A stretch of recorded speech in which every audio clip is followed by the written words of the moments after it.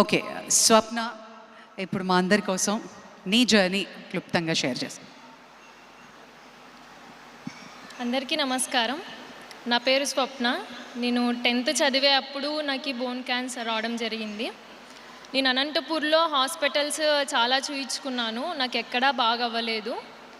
తర్వాత నాకు గవర్నమెంట్ హాస్పిటల్లో బసవతారకం హాస్పిటల్ ప్రిఫర్ చేశారు. నాకు కీమోస్ 6 months పెట్టారు, అయినా కూడా నాకు రికవర్ అవ్వలేదు. తర్వాత ఆపరేషన్ చేయించాలని చెప్పారు. అప్పుడు జగన్ సార్ మా ఇంటికి రావడం జరిగింది.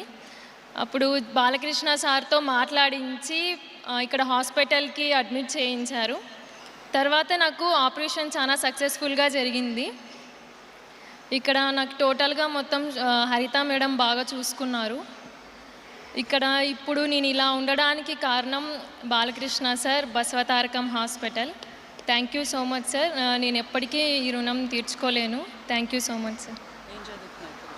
ఇప్పుడు ప్రెజెంట్ అయితే నేను డిగ్రీ ఫైనల్ ఇయర్ కంప్లీట్ చేశాను.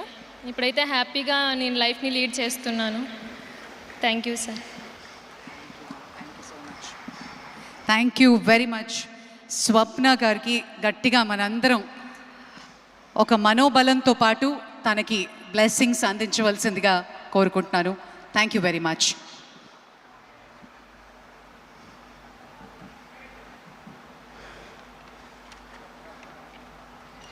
All right, ladies and gentlemen, once again it gives us great pleasure to welcome all of you on this very special occasion. May I now call upon Shri J. Shivarama Prasad Garu, Trust Board Member, to please come forward and give us the welcome address and welcome the guests as well. Thank you.